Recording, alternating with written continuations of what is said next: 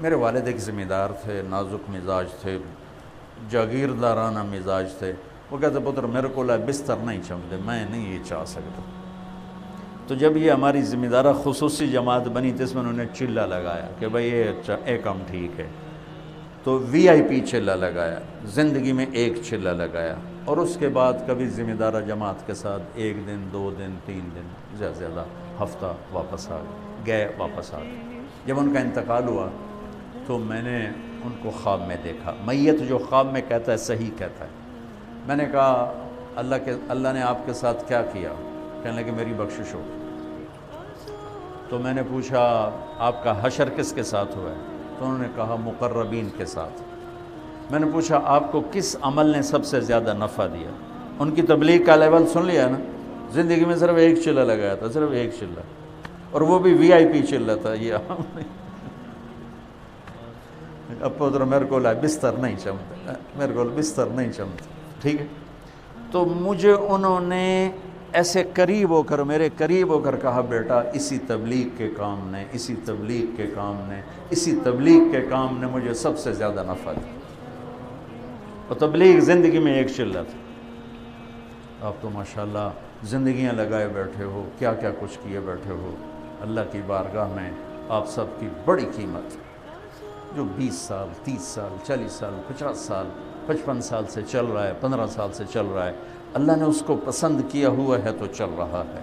لہٰذا بھائیو اس لب کو شائع نہ کرو کسی کے کہ اس کا تو یہ ہو گیا، اس کا تو یہ ہو گیا، یہ تو ایسا ہو گیا، یہ تو ایسا ہو.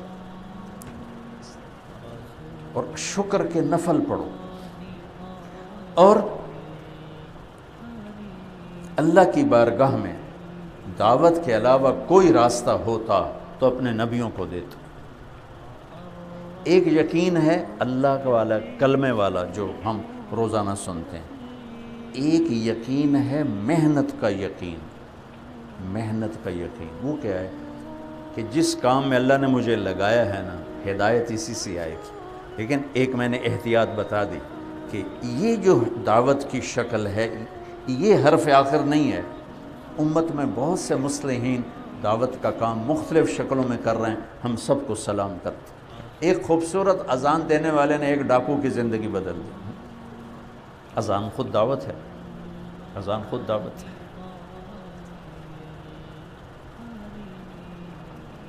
ایوری کوسٹ کے ایک افریقن آئے جب میں ریمنڈ میں عربوں کی تشکیل میں ہوتا تھا.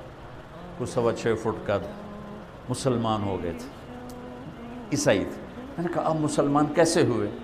کہنے لگا میں مالی گیا باسکٹ بال کا میچ کھیلنے. تو میں ایک سٹور پہ گیا کچھ سودا لینے، وہاں قرآن کی تلاوت ہو رہی تھی.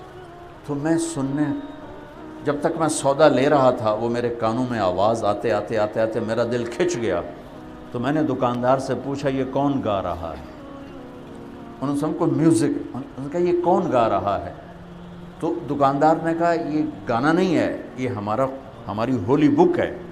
کہنے لگا تم یہ کیسٹ مجھے دے سکتے ہو؟ میں نے کہا لے جاؤ. کہ میں وہ کیسٹ لے کر آیا، ساری رات ریوائنڈ کر کر کے سنتا رہا. مجھے اتنی اچھی لگی، صبح میں نے کلمہ پڑھ لی. تو دعوت کی بے شمار شکلیں ہیں.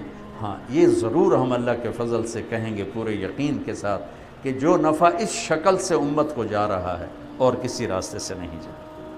جنگلوں میں ابھی بھائی عبدالقیوم صاحب بتا رہے تھے کہ 500 جماعتیں پیدل اس وقت چل رہی.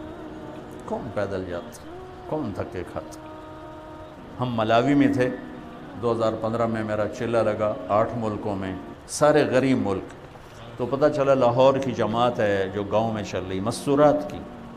تو ساتھی 2 گئے 3 گئے نصرت کے لیے، واپس آئے تو ان کے چہروں کے تاثر بدلے ہوئے تھے کہ اتنا متاثر ہو کر آئے تھے کہ کہا ہماری جو جماعت ہے وہاں لاہور کی مالدار فیملیاں، سب مالدار گھرانوں کو، 2 کنال کے گھروں میں رہنے والے، 1 کنال کے گھر میں رہنے والے، اور یہاں گاؤں میں 1 کمرہ ہے، وہی سب کچھ ہے.